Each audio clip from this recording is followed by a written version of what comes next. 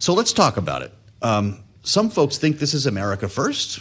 If I go down the MAGA road here because the oil's coming here, it might bring prices lower. The president says secures the hemisphere. What does the general population think?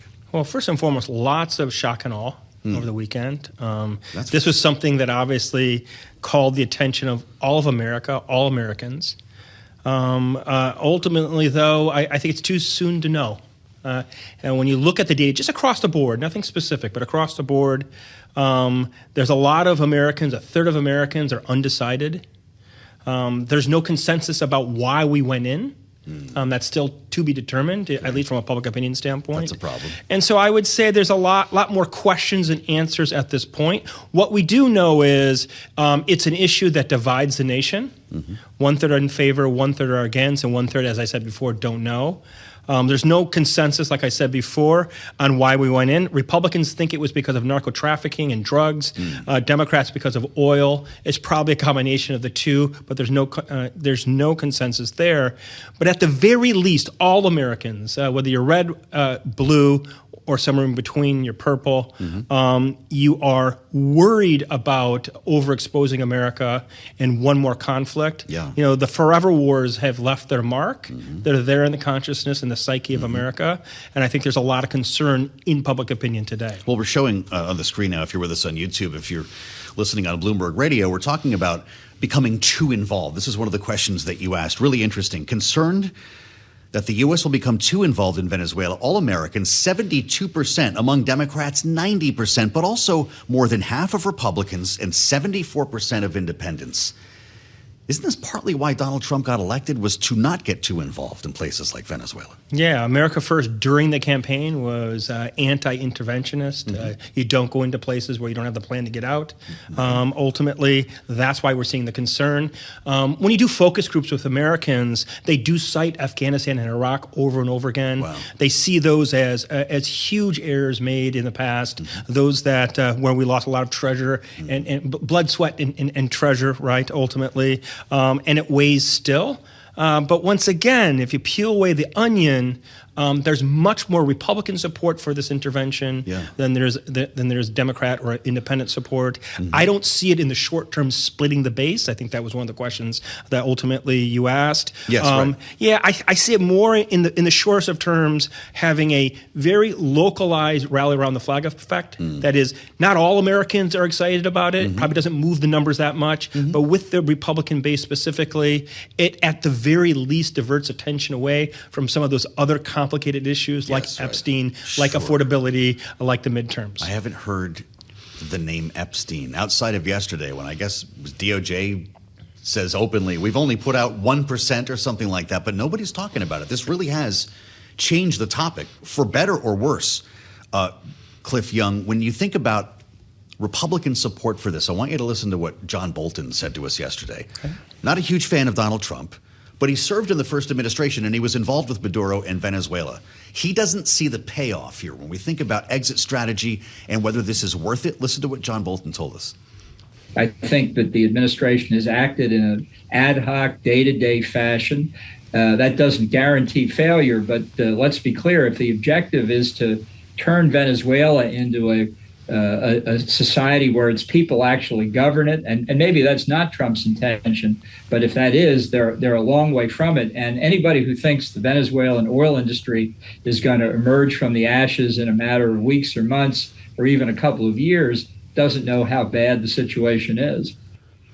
Okay, that's a problem, right? For people to, when you talk about Afghanistan or Iraq, if there's no payoff there, 2 years from now, if we're looking back at this costing Americans, that will change perception. But it brings us as well to motivation. And you asked people about this, and I think you referred to it. Let's look at the actual numbers. The fact that oil was motivation for the action. All Americans, 51%. Democrats, 73%. Only a third of Republicans believe that. The president's saying it openly. They stole our oil, and we're going to take it back.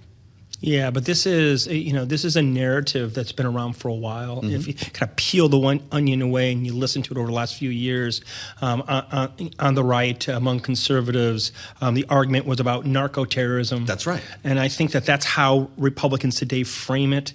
That's a position they're coming from. So the oil is just kind of an ancillary benefit in their view. I think in many Republicans' minds, yes. Yeah. If you kind of look at the data, but once again, what was hammered home over time, over the last few years, is this narco-terrorist state. Maduro was a narco-terrorist, a head of a narco-terrorist state, and they took them ultimately out. But as we said before, there isn't a consensus in America today. There was no effort, obviously, by the administration to bring America together and define the reasons why we went in, and we see that reflected in the data today. Let's talk about more broadly here approval ratings, as we always do. We've got a new year.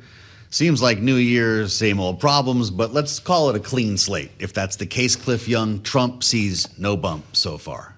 Nothing so far. I mean, obviously, we have to wait a bit as this issue, this event, sort of takes its time to percolate through the psyche of America. But I don't think there will be a bump.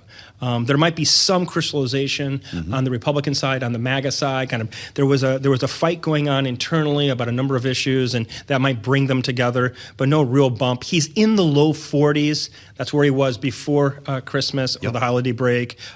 That's not a terrible place to be. It's not a great place to be. The inflection point is 40. When you get below that, it becomes very difficult in a variety of ways. I think most critically, this action does not change the priority set in America today. Americans are worried about what?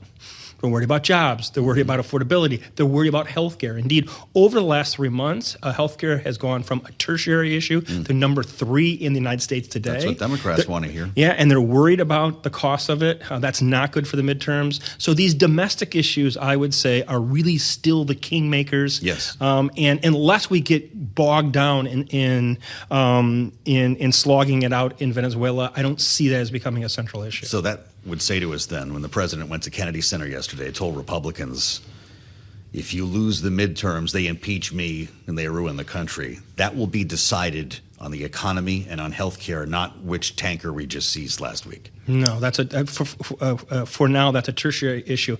I cannot see that issue being positive for the administration. I could see that issue, that is, being in Venezuela, being negative for them because they put troops on the ground, they get bogged down, we lose men and women in harm's way. But really, it's going to be about domestic. That's far-fetched a bit, that scenario.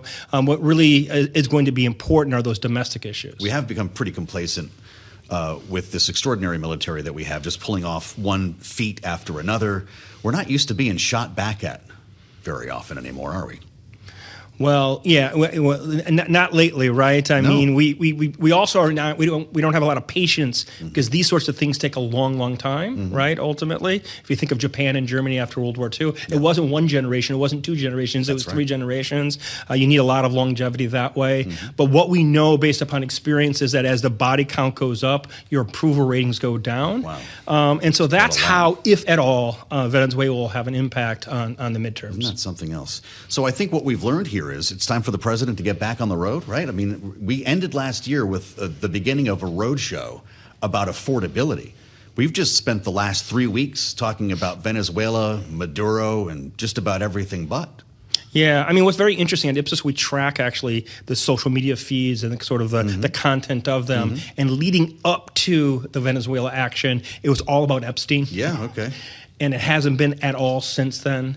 Maybe so, they see that as a victory. Yeah, that's a victory in the short term. But in the long term, they need to get back and talk about those things that matter for people.